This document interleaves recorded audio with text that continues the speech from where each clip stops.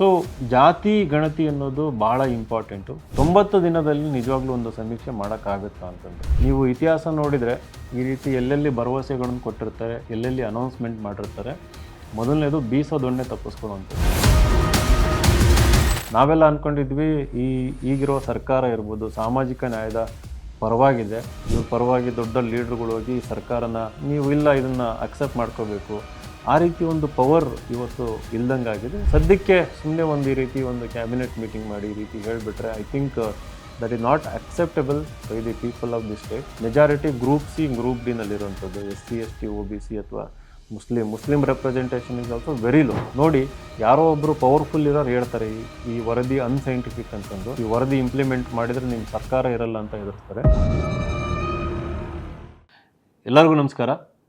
ಕರ್ನಾಟಕ ಸರ್ಕಾರ ನಿಜವಾಗ್ಲೂ ಏನು ಜಾತಿ ಗಣತಿ ಅಥವಾ ಕಾಂತರಾಜು ಆಯೋಗದ ವರದಿ ಇತ್ತು ಅದನ್ನು ನಿಜವಾಗ್ಲೂ ಕೂಡ ಕಸದ ಬುಟ್ಟಿಗೆ ಎಸೆದಿದೆ. ಅದು ಪಬ್ಲಿಕ್ಕಲ್ಲಿ ಲೀಕ್ ಆಗಿತ್ತು. ಆ ರಿಪೋರ್ಟ್ ಲೀಕ್ ಆಗಿ ಕರ್ನಾಟಕದಲ್ಲಿ ಮಾತ್ರ ಅಲ್ಲ, ಕರ್ನಾಟಕದ ಆಚೆನೂ ಕೂಡ ಒಂದು ಡಿಬೇಟ್ ಕ್ರಿಯೇಟ್ ಮಾಡಿತ್ತು. ಜಾತಿ ಗಣತಿ ಅಂಶಗಳೇನು, ನಮ್ಮ ಜಾತಿ ಜನಸಂಖ್ಯೆ ಎಷ್ಟಿದೆ, ಯಾವ ಜನಸಂಖ್ಯೆ ಜಾಸ್ತಿ ಇದೆ, ನಮ್ಮದು ಜಾಸ್ತಿ ಇರಬೇಕಿತ್ತು ಕಡಿಮೆ ಇರಬೇಕಿತ್ತು, ಸೊ ಈಗ ನಮ್ಮ ಜನಸಂಖ್ಯೆ ಇಷ್ಟಿರೋದಕ್ಕೆ ನಮಗೆ ಸರ್ಕಾರದಿಂದ ಈ ಎಲ್ಲ ಫೆಸಿಲಿಟೀಸ್ ಸೌಲಭ್ಯಗಳು ಸಿಗಬೇಕು, ಇಷ್ಟು % ರಿಸರ್ವೇಷನ್ ಜಾಸ್ತಿ ಆಗಬೇಕು, ಇಷ್ಟು ಸಂಖ್ಯೆಯಲ್ಲಿ ಪಕ್ಷಗಳು ಟಿಕೆಟ್ ಕೊಡಬೇಕು ಅಂತಂದು ಈ ರೀತಿ ಒಂದು ಹೆಲ್ತಿ ಡಿಸ್ಕಷನ್ನು ಆಗಿತ್ತು, ಒಂದು ನೆಗೆಟಿವ್ ಡಿಸ್ಕಷನ್ ಕೂಡ ಆಗಿತ್ತು. ಈಗ ಪ್ರಶ್ನೆ, ಸರ್ಕಾರ ಹೇಳ್ತಾ ಇದೆ ಮುಂದಿನ 90 ದಿನಗಳಲ್ಲಿ ಮರು ಸಮೀಕ್ಷೆ ಮಾಡ್ತೀವಿ ಅಂತಂದು, ಅಂದರೆ ಹೊಸ ಸಮೀಕ್ಷೆ ಮಾಡ್ತೀವಿ ಅಂತಂದು. ಸೊ ಇದೇ ಕಾಂತರಾಜ್ ಆಯೋಗ ಕಂಟಿನ್ಯೂ ಆಗಲ್ಲ, ಅದು ಅಲ್ಲಿಗೆ ಮುಗಿದೋಯ್ತು, ಅದು ಎಂಡ್ ಆಯಿತು. ಈಗ ಹೊಸದಾಗಿ ಅವ್ರು ಜಸ್ಟಿಫಿಕೇಷನ್ ಕೊಡ್ತಾ ಇರೋದೇನೆಂದ್ರೆ ಆಲ್ರೆಡಿ 10 ಇಯರ್ಸ್ ಆಗಿದೆ ಅಂತಂದು. But there is A fact that 10 years ಮುಂಚೆನೇ ಕೊಟ್ಟಿದ್ರು ಅನ್ನೋದು. ಕೆಲವೊಬ್ಬರು ಅನ್ಸೈಂಟಿಫಿಕ್ ಅಂತ ಹೇಳಿದರು, ಅದನ್ನು ಒಂದಿರ್ಬೋದು. ಆಮೇಲೆ ಹೈಕಮಾಂಡಿಂದ ನಮಗೆ ಈ ರೀತಿ ಆದೇಶ ಬಂದಿದೆ, ಅದಕ್ಕೋಸ್ಕರ ನಾವು ಮಾಡ್ತಾ ಇದ್ದೀವಿ ಅಂತಂದು. ಇನ್ನೊಂದು ಜಸ್ಟಿಫಿಕೇಷನ್ ಏನು ಕೊಡ್ತಾ ಇದ್ದಾರೆ, ಅದರಲ್ಲಿ ಒಂದು ಸೆಕ್ಷನ್ ಇದೆ, ಕೋರ್ಟಿಗೆ ಹೋಗಿ ಯಾರಾದರೂ ಪ್ರಶ್ನೆ ಮಾಡಿ ಈ ಹಿಂದಿನ ವರದಿನ ಅಕ್ಸೆಪ್ಟ್ ಮಾಡ್ಕೊಂಡಿದ್ರೆ ಕೋರ್ಟಿಗೆ ಹೋಗ್ಬಿಟ್ಟು ಅದು ಕ್ಯಾನ್ಸಲ್ಲು ಮಾಡಿಸ್ಬೋದು ಅಂತಂದು ಅದೊಂದೇನೋ ಜಸ್ಟಿಫಿಕೇಷನ್ ಕೊಟ್ಟಿದ್ದಾರೆ. ಅದೇನೇ ಇರಲಿ, ಬಟ್ 90 ದಿನದಲ್ಲಿ ನಿಜವಾಗ್ಲೂ ಒಂದು ಸಮೀಕ್ಷೆ ಮಾಡೋಕ್ಕಾಗುತ್ತಾ ಅಂತಂದು ಈಗಾಗಲೇ ಹೇಳಿ 3-4 ದಿನ ಆಗಿದೆ. ನಾನೇನು ಅಂದ್ಕೊಂಡಿದ್ದೀನಿ ಅಂತಂದರೆ ಪ್ರತಿ ವಾರ ಒಂದು ವೀಡಿಯೋ ಮಾಡಿ ದಿನಗಳನ್ನು ಲೆಕ್ಕ ಹಾಕೋಣ ಅಂತಂದು. 90 ದಿನ ಅಂತಂದರೆ ಇವತ್ತು ಜೂನ್ 15 ಅಂತ ಲೆಕ್ಕ ಹಾಕೊಂಡ್ರೆ ಇನ್ನೊಂದು 3 ತಿಂಗಳಲ್ಲಿ ಜುಲೈ, ಆಗಸ್ಟ್, ಸೆಪ್ಟೆಂಬರ್ 15. ನಿಜವಾಗ್ಲೂ ಸೆಪ್ಟೆಂಬರ್ 15 ಅಥವಾ ಸೆಪ್ಟೆಂಬರ್ ಎಂಡೊಳಗೆ ರಿಪೋರ್ಟ್ ಕೊಡೋಕ್ಕಾಗುತ್ತಾ? ನೀವು ಇತಿಹಾಸ ನೋಡಿದರೆ ಈ ರೀತಿ ಎಲ್ಲೆಲ್ಲಿ ಭರವಸೆಗಳನ್ನು ಕೊಟ್ಟಿರ್ತಾರೆ, ಎಲ್ಲೆಲ್ಲಿ ಅನೌನ್ಸ್ಮೆಂಟ್ ಮಾಡಿರ್ತಾರೆ, ಮೊದಲನೇದು ಬೀಸೋದೊಣ್ಣೆ ತಪ್ಪಿಸ್ಕೊಳ್ಳುವಂಥದ್ದು. ಈ ರೀತಿ 90 ದಿನ ಅಂತಂದಾಗ ಯೂಶ್ವಲಿ ಅದು 8-9 ವರ್ಷ ತೊಗೊಂಡಿರೋಂಥದ್ದು ಅಥವಾ ಜಾಸ್ತಿ ತೊಗೊಂಡಿರೋಂಥ ನಿದರ್ಶನಗಳು ಕರ್ನಾಟಕದ ರಾಜಕೀಯ ಇತಿಹಾಸದಲ್ಲಿ ನೋಡ್ತಾ ಹೋಗ್ಬೋದು. ನೂರಾರು ರಿಪೋರ್ಟ್ಗಳು, ನೂರಾರು ವರದಿಗಳು ಇವತ್ತು ಮೂಲೆ ಗುಂಪಾಗಿದ್ದಾವೆ, ಅವು ಕಸದ ಬುಟ್ಟಿ ಸೇರಿದ್ದಾವೆ, ಧೂಳು ಹಿಡಿದಿದ್ದಾವೆ, ಯಾವುದೂ ಕೂಡ ಅನುಷ್ಠಾನಕ್ಕೆ ತಂದಿಲ್ಲ. ಸೊ ಜಾತಿ ಗಣತಿ ಅನ್ನೋದು ಭಾಳ ಇಂಪಾರ್ಟೆಂಟು ಪಾಲಿಸಿ ಮೇಕಿಂಗಿಂದ ಅಷ್ಟೇ ಅಲ್ಲ, ಒಂದು ಐಡೆಂಟಿಟಿ ಪಾಲಿಟಿಕ್ಸ್ ಅಂತ ಇವತ್ತೇನಿದೆ, ಒಂದು ಅಸ್ಮಿತೆ ಅಂತ ಏನು ಹೇಳ್ತೀವಿ, ಒಂದು ಜಾತಿ ಅಥವಾ ಒಂದು ವರ್ಗಕ್ಕೆ ಅವರ ಜಾತಿಯಲ್ಲಿ ವರ್ಗದಲ್ಲಿ ಎಷ್ಟು ಜನಸಂಖ್ಯೆ ಇದೆ, ಆ ಜನಸಂಖ್ಯೆಯ ಆರ್ಥಿಕ ಪರಿಸ್ಥಿತಿ ಏನು, ಸಾಮಾಜಿಕ ಪರಿಸ್ಥಿತಿ, ಶೈಕ್ಷಣಿಕ ಪರಿಸ್ಥಿತಿ ಏನು ಅನ್ನುವುದರ ಒಂದು ಅರಿವು ಅವರಿಗೆ ಸಿಕ್ತು ಅಂತಂದರೆ ಅದರ ಆಧಾರದ ಮೇಲೆ ಅವರ ಹೋರಾಟಗಳು ಮತ್ತು ಸಮಾಜದಲ್ಲೂ ಕೂಡ ಬದಲಾವಣೆ ಆಗ್ತವೆ. ನಾವು ನಮ್ಮ ಮಕ್ಕಳನ್ನ ಚೆನ್ನಾಗಿ ಓದಿಸ್ಬೇಕು, ಒಳ್ಳೆಯ ಕಾಲೇಜಲ್ಲಿ ಓದಿಸ್ಬೇಕು, ಸೊ ಸರ್ಕಾರದ ಸೌಲಭ್ಯಗಳನ್ನು ಯಾವ ರೀತಿ ಪಡೆದುಕೊಂಡು ನಾವು ಸಾಮಾಜಿಕವಾಗಿ, ಶೈಕ್ಷಣಿಕವಾಗಿ, ಆರ್ಥಿಕವಾಗಿ ಹಾಗೂ ಸಾಂಸ್ಕೃತಿಕವಾಗಿ ಕೂಡ ನಾವು ಬೆಳಿಬೋದು ಅನ್ನೋ ಒಂದು ಅವೇರ್ನೆಸ್, ಒಂದು ಪ್ರಜ್ಞೆ ಮೂಡ್ತದೆ. ಅದು ಸಾಮಾಜಿಕ ಪ್ರಜ್ಞೆನೂ ಹೌದು, ರಾಜಕೀಯ ಪ್ರಜ್ಞೆನೂ ಹೌದು. ಸೊ ಈ ಕೆಲಸ ಶುರು ಆಯಿತು ಅಂತ ಅಂದ್ಕೊಂಡ ತಕ್ಷಣ ಇವಾಗ ಏನಾಗಿದೆ, ಒಂದು ದೊಡ್ಡ ಹಿನ್ನಡೆ ಆಗಿದೆ ಅಂತಲೇ ಹೇಳಬೇಕು.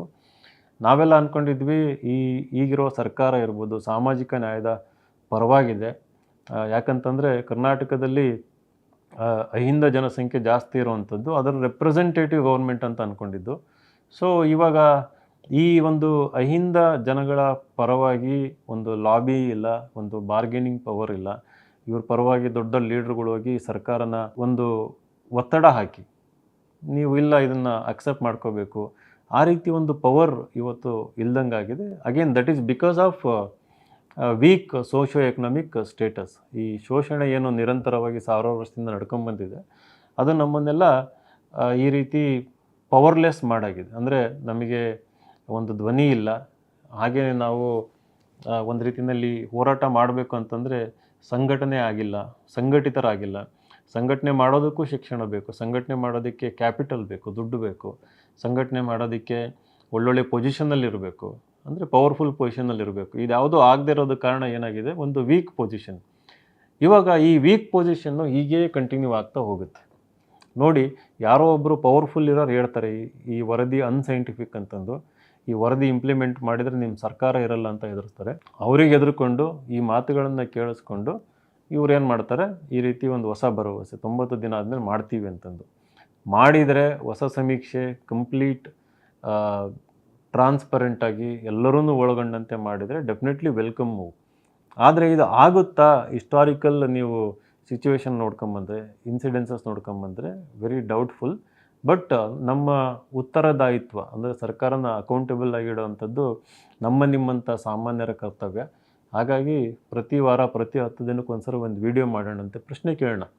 10 ದಿನ ಆಯಿತು, ಏನು ಕಮಿಟಿ ಮಾಡಿದ್ರಾ, ಒಂದು ಆಯೋಗ ಸೃಷ್ಟಿ ಮಾಡಿದ್ದೀರಾ, ಎಷ್ಟು ಬಜೆಟ್ ಇಟ್ಟಿದ್ದೀರಿ, ಇದರಲ್ಲಿ ಯಾರ್ಯಾರು ಇರ್ತಾರೆ, ಯಾವ ಕಮ್ಯುನಿಟಿಯವ್ರು ಇರ್ತಾರೆ, ರೆಪ್ರೆಸೆಂಟೇಷನ್ ನೀವು ಯಾವ ಆಧಾರದ ಮೇಲೆ ಕೊಡ್ತಾ ಇದ್ದೀರಿ, ಒಂದು ಟೈಮ್ ಲೈನ್ ಏನು, ಯಾವಾಗ ಇದು ರಿಪೋರ್ಟು ರಿಲೀಸ್ ಆಗುತ್ತೆ, ರಿಲೀಸ್ ಆದಮೇಲೆ ಮತ್ತೆ ಏನಾದರೂ ಡಿಬೇಟ್ ಆದರೆ ಮತ್ತೆ ಡಿಲೇ ಮಾಡ್ತೀರಾ, ಅಕ್ಸೆಪ್ಟ್ ಯಾವಾಗ ಮಾಡ್ಕೊತೀರಿ, ಅಕ್ಸೆಪ್ಟ್ ಮಾಡ್ಕೊಂಡ್ಮೇಲೆ ಇದನ್ನು ಹೆಂಗೆ ಅನುಷ್ಠಾನ ಮಾಡ್ತೀರಿ, ಅಂದರೆ ಪಾಲಿಸಿನಲ್ಲಿರ್ಬೋದು, ಗೌರ್ಮೆಂಟ್ ಇನಿಷಿಯೇಟಿವ್ಸ್ನಲ್ಲಿರ್ಬೋದು, ಇವೆಲ್ಲದಕ್ಕೂ ಕೂಡ ಆನ್ಸರ್ ಇಲ್ದಂಗೆ ಸದ್ಯಕ್ಕೆ ಸುಮ್ಮನೆ ಒಂದು ಈ ರೀತಿ ಒಂದು ಕ್ಯಾಬಿನೆಟ್ ಮೀಟಿಂಗ್ ಮಾಡಿ ಈ ರೀತಿ ಹೇಳಿಬಿಟ್ರೆ I think that is not acceptable by the people of the state. They should be clear cut communication. So ಹಾಗಾಗಿ ನಮ್ಮ ಹೋರಾಟ ಏನಿದೆ ಅದನ್ನು ಮುಂದುವರ್ಸೋಣಂತೆ. ಒಂದು ಎಕ್ಸಾಂಪಲ್ಲು, ಕರ್ನಾಟಕದಲ್ಲಿ ನೋಡಿ 35% OBC ಪಾಪ್ಯುಲೇಷನ್ ಇದೆ.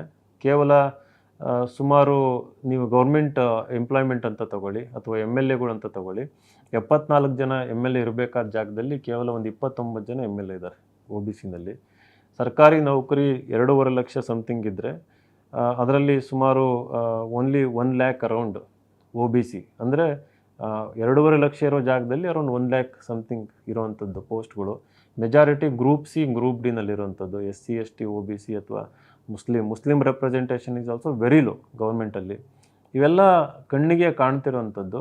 ಇವೆಲ್ಲ ಇಂಪ್ರೂವ್ ಆಗಬೇಕಂತ ಅಂದಿದ್ರೆ ಇಷ್ಟೊತ್ತಿಗೆ ಆಗಲೇ, ಈಗಲ್ಲ, ಮುಂಚೆನೇ 10 ವರ್ಷದ ಮುಂಚೆನೇ ಈ ಒಂದು ಸೋಷಿಯೋ ಎಕನಾಮಿಕ್ ಸೆನ್ಸಸ್ ಕಾಸ್ಟ್ ಗೊತ್ತಾಗಿ ಅದಕ್ಕೆ ಅನುಗುಣವಾಗಿ ಪಾಲಿಸಿಗಳು ಬರಬೇಕಿತ್ತು.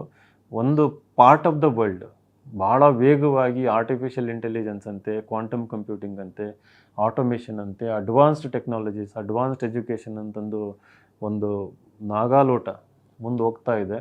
ನಾವು ಇನ್ನೂ ಈಗಲೂ ಕೂಡ ನಾವು basic education, basic income, basic development, basic ಮೂಲಭೂತ ಸೌಕರ್ಯಗಳು ಅಂತಂದು ಈಗಲೂ ಕೂಡ ನಾವು ಸರ್ಕಾರನ ಕೇಳುವಂಥ ಪರಿಸ್ಥಿತಿ ಇವತ್ತಿರುವಂಥದ್ದು ನಿಜವಾಗಲೂ ಕೂಡ ದುರದೃಷ್ಟಕರ. ಎಲ್ಲರೂ ಕೂಡ ಸಂಘಟಿತರಾಗೋಣ. ಸಂಘಟಿತರಾಗಿ ನಾವು ನಮ್ಮ ಸರ್ಕಾರಗಳನ್ನು, ನಮ್ಮ ಹಕ್ಕುಗಳೇನು ಅವುಗಳನ್ನು ಸರಿಯಾಗಿ ಕೊಡೋ ರೀತಿಯಲ್ಲಿ ನಾವು ಕೆಲಸ ಮಾಡೋಣ. ನಮಸ್ಕಾರ.